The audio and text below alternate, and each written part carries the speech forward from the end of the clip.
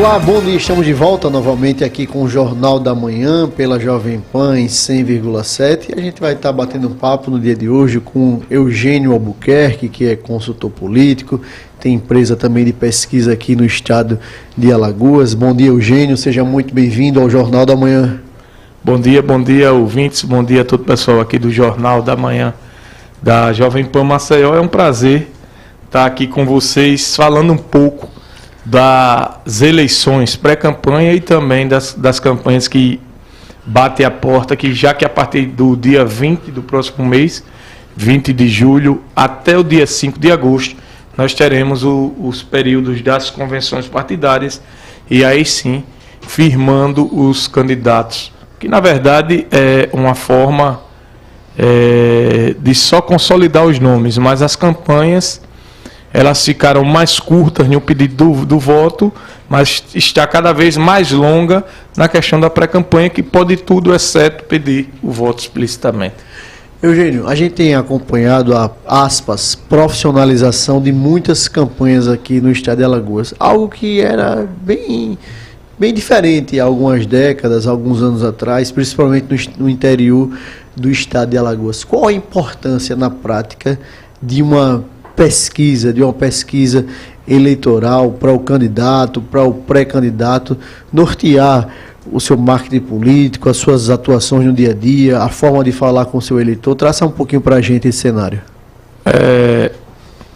Na verdade, está melhorando essa questão de profissionalização das campanhas eleitorais em Alagoas e no Nordeste, apesar de que estão um pouco atrasados em relação a outros estados e outras regiões, porque é sempre assim, o político nordestino, o arquétipo do político nordestino é aquele arquétipo de que eu sempre fiz, quem conhece o meu povo sou eu, a minha cidade é diferente de todas as outras, ela tem peculiaridades que só aqui tem, e na verdade todas as cidades têm peculiaridades de seu local, mas no todo a política ela é muito similar, com arquétipos diferentes, com culturas diferentes, o que é natural da região, do eleitor e não da política. Qual a importância de uma pesquisa para você guiar? Primeiro que uma pesquisa ela é insignificante quando feito só uma. Na verdade, você tem que traçar um planejamento de pesquisas, desde a quanti a quali, as pesquisas quantitativas a qualitativa.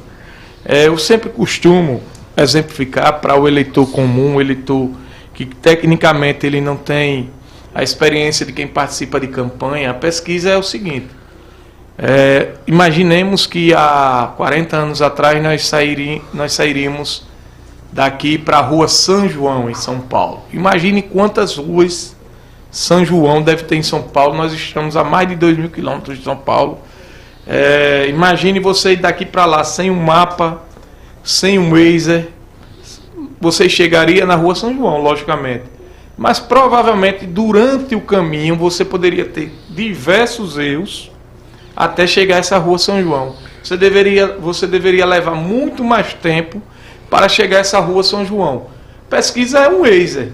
Então o Waze vai lhe deixar na rua São João, estimar o trânsito que você vai levar até chegar à rua São João e em quanto tempo você vai chegar a essa rua São João de forma ininterrupta, sem parar a viagem. Então ela serve, não é para dizer quem vai ganhar ou quem vai perder, é para lhe dar o cenário de como trabalhar para você ganhar ou perder. Uma das pesquisas, a principal pesquisa que as pessoas veem todos os dias na televisão é a pesquisa quantitativa. Se as eleições fossem hoje, em quem você votaria? Candidato A, 40%, candidato B, 30% e assim sucessivamente. Não tem a qualitativa. E eu vou dar um exemplo da importância da qualitativa. Eu estou há aproximadamente 3 meses acompanhando uma campanha política em uma das cidades do interior do estado. Que, para você ter uma ideia, eu vou reservar o nome da cidade e o nome dos candidatos. tinha um candidato A que estava com 58% das intenções de voto. E um candidato chegando, entrando na disputa, até então ele não era candidato, pré-candidato.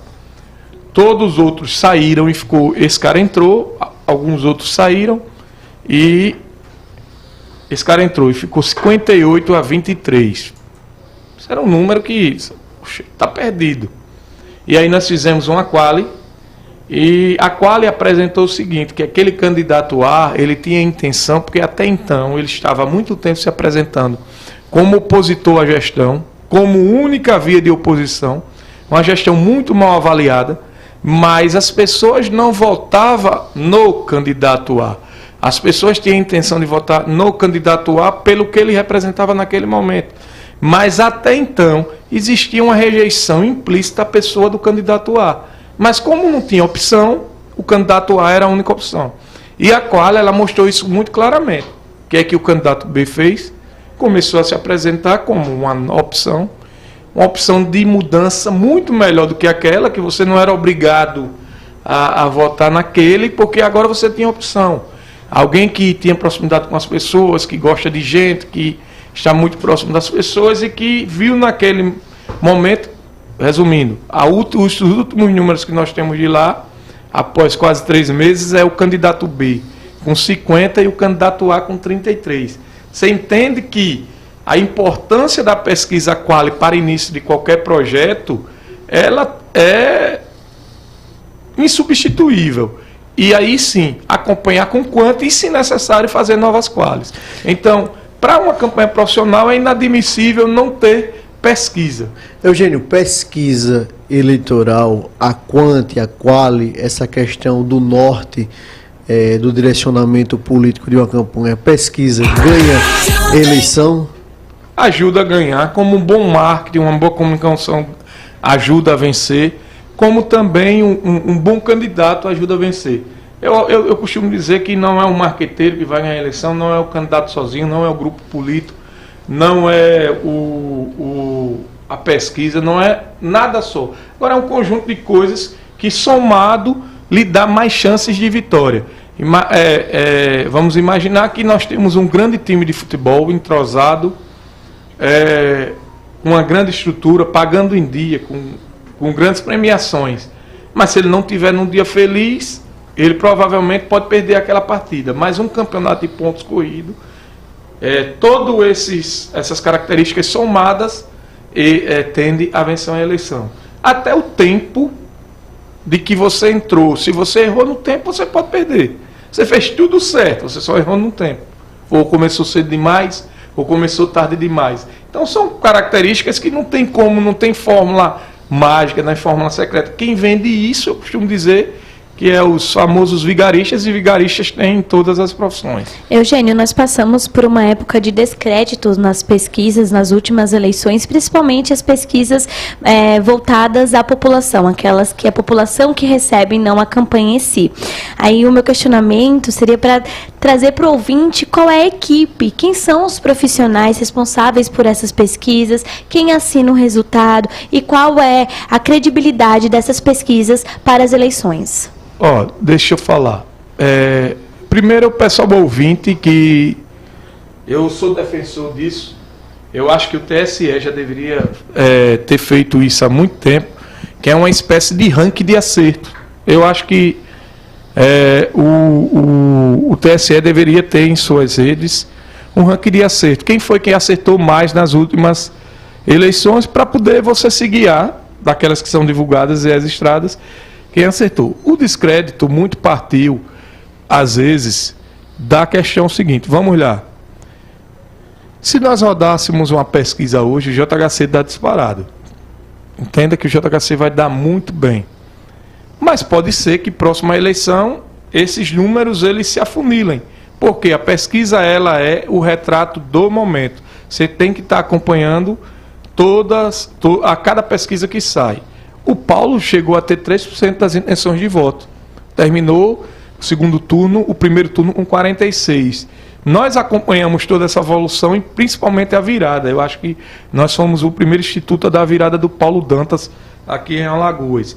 Mas isso foi possível porque a gente fazia pesquisa quase que semanalmente, a cada 15 dias. Então o eleitor ele tem que observar primeiro quem acertou nos últimos anos, o histórico desse instituto e acompanhar a cada 15 dias para que veja a evolução. E também entender um pouco de margem de erro. Quando a eleição ela é apertada, existe um fenômeno chamado margem de erro, que é aquele 3 pontos para mais e 3 pontos para menos. Ah, você disse que fulano ganharia por 2 pontos e ele perdeu por 2. Eu não errei, porque eu tinha uma margem de erro que poderia considerar uma inversão desses resultados. Agora você erra quando você diz que fulano está 15 pontos, 20 pontos na frente, fulano perde por 20. Então houve um erro aí. Então é o seguinte, e também desconfiar de institutos que chegam de última hora para fazer o trabalho de tentar levar o eleitor a votar em alguém por causa do resultado, que eu acredito que isso não acontece porque o eleitor se conversa.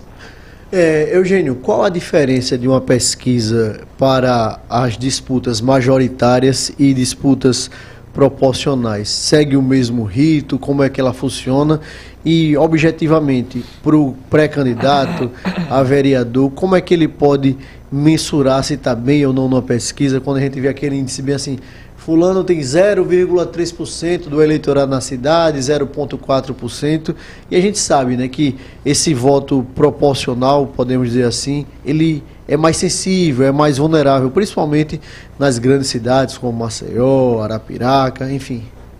Assim, sobre pesquisa proporcional, eu falo, modéstia à parte, com muita propriedade, porque nós somos um instituto que fizemos uma metodologia onde nós entregamos a grande maioria dos que venceram as eleições, proporcionalmente quanto cada partido faria, se as eleições fossem hoje, e toda uma evolução. Qual é a diferença? Com 1.200 pessoas, você tem um número para prefeito em Maceió considerável com segurança. Contudo, para vereador, você tem que ouvir 4.000 entrevistas. Por quê? Porque você precisa ouvir todos os bairros, você precisa ouvir todas as regiões administrativas. É uma pesquisa mais cara. Mais cara, e você precisa estar em todas as bases políticas dos pré-candidatos. Imagine que o cara é candidato, mas ele está num bairro menor. Uma pesquisa para prefeito pode não passar lá, não pegar o voto dele. Mas uma pesquisa feita para vereador tem que ter esta metodologia para pegar um número maior de pessoas. Por exemplo, para deputados, nós fazíamos 5.000 pessoas e passávamos nos 102 municípios de Alagoas. Tem municípios que a gente escutava 7 pessoas, mas era necessário passar pelos 102 municípios. Isso nos reduzia a margem para governador, mas nos dava uma margem de acerto muito grande nos números de deputados eleitos, que foi o que aconteceu. Agora, entenda, existe o eleitor que define faltando 2, 3 dias. E esse eleitor ele é muito maior nas eleições proporcionais. Por exemplo, nós chegamos a 30% de indecisos, faltando 3 dias para as eleições proporcionais. E existe o fenômeno da compra de voto, que, infelizmente, é recorrente, não só no Nordeste, em Alagoas, no Brasil todo, que é o eleitor que espera um momento para vender o voto e, de repente, alguém que tinha 1%, mas que tem um grande financeiro e que tem uma grande base que vai levar esse dinheiro para o eleitor, ele pode sair de 1 para 3 e tirar a vaga de alguém que apresentava na pesquisa ter um número maior. Mas esse indeciso é que decide. Eugênio, eu tenho visto alguns fenômenos no interior do estado de Alagoas ao longo desses anos, ao longo das disputas, que é o seguinte: o camarada tem um cargo comissionado ou um familiar na prefeitura, mas segue alinhado politicamente com o outro candidato. Chega até a botar na sua porta o adesivo do candidato que vai suceder o atual mandatário. Enfim, como é que a pesquisa consegue identificar essa pessoa, aspas, que está camuflando o voto? Ou seja, diz que vai votar em um, mas na verdade, na prática, vai votar em outro. E tem pesquisas que a gente, no Jornal da Manhã, na reportagem da Folha de Alagoas, a gente tem apurado que ao longo dos anos tem muita pesquisa fake rodando no estado de Alagoas de pessoas ligadas à política partidária para identificar se alguma liderança, alguma pessoa vai trair aquele candidato e chega a bater na porta da pessoa, você vai votar em quem? Chega com uma pranchetazinha, chega até com um carro plotado, já ouvi dizer, e a gente já apurou algumas dessas questões no estado de Alagoas. Como identificar essa questão desse voto camuflado para ter aquela certeza durante a pesquisa? Vamos lá. Existem algumas formas. Entenda que você tem gente que faz pesquisa conosco há mais de 12 anos. Você entende que aquela pessoa tem um treinamento e uma formação diferente de eu fazer um pega na rua agora, pegar alguém para simplesmente ir fazer o mesmo questionário. Não vai fazer com a mesma qualidade. A equipe já é uma forma de você diminuir esse erro. Outra coisa, o próprio sistema lhe ajuda muito. E tem uma terceira coisa, a forma como você vai fazer o questionário. Você pode fazer 3 ou 4 perguntas que você entenda a certeza daquele voto ou não. E aí nós, na reta final da campanha, nós fazemos muito, que é a casca de banana para o eleitor.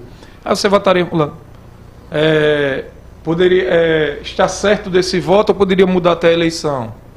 São determinadas perguntas, eu só estou dando essa aqui, que a gente faz, logicamente, como não entregar o ouro ao bandido. Claro. Mas, então, são determinadas perguntas que nos dá um nível de certeza que vai nos mostrando, olha, tem alguma coisa aqui errada. Um exemplo, para esse momento, eu peguei numa cidade,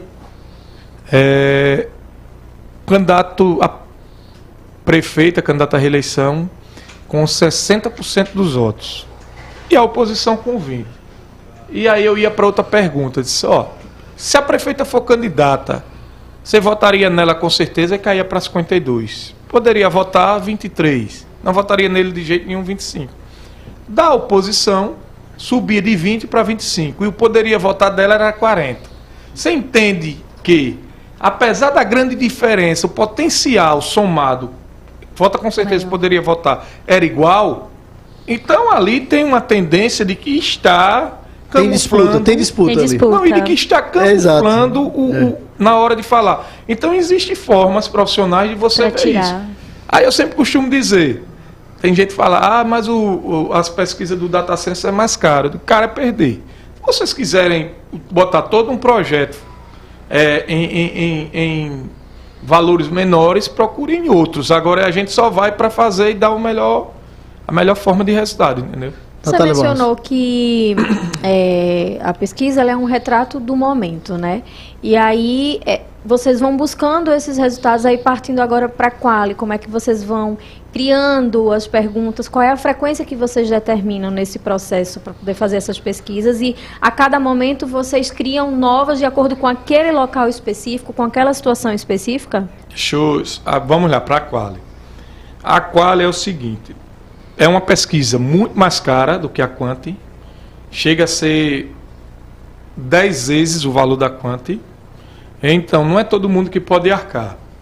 Nós conseguimos democratizar com um sistema novo a pesquisa Quali para o interior do estado, para que eles possam arcar com uma Quali. Mas naturalmente eu recomendo para uma cidade do interior 2 Quali, uma na pré e uma após os candidatos definidos. Até para você medir o que deu certo na sua comunicação de pré, para continuar na campanha, o que não deu e o que vai mudar para a comunicação da campanha. A qualitativa, ela direciona como você vai se comunicar, como o eleitor pensa, de forma aberta, e você poder se comunicar de acordo com o seu eleitor. Numa eleição como Maceió, um exemplo. Uma eleição como Maceió pode existir quase que diária, qualitativa de programas eleitorais. Botar um grupo focal aqui, ou 2 ou 3, assiste esse programa, o que é que você achou desse programa? Fazer qualitativa em bairros quase que diariamente. Por quê? Porque uma eleição como Maceió, financeiramente, permite esse uso, esse trabalho. Já uma eleição como uma cidade como, vou dizer aqui, está Capela, por exemplo, Viçosa, não dá as condições financeiras para você realizar a Quali. O ideal era o maior número, mas pelo menos 2. uma na pré e uma na campanha, para ir direcionando a comunicação da campanha. Eugênio Albuquerque, diretor do Data Census, quero agradecer demais a sua participação aqui no Jornal da Manhã, fazer o convite público para que você possa estar aqui em outras oportunidades. Traga uns spoilers também, Trazer João, os das spoilers, eleições. trazer o número das pesquisas registradas quando elas forem realizadas, para fazer essa parceria aqui com o Jornal da Manhã, e quero deixar um espaço para suas considerações finais. Queria agradecer a vocês, dizer que estou sempre à disposição, só chamar que eu estou por aqui. Mais uma vez, muito obrigado, Eugênio Albuquerque, obrigado às minhas companheiras de bancada, Nicole Melo, Natália Barros, o Cláudio Stone na técnica, o Mailson Franklin, sempre nas ruas de Marcel com Geraldo Salgueiro. Muito obrigado a todos vocês e até amanhã, até quarta-feira, se Deus quiser. Tchau, tchau, ouvinte. Até amanhã.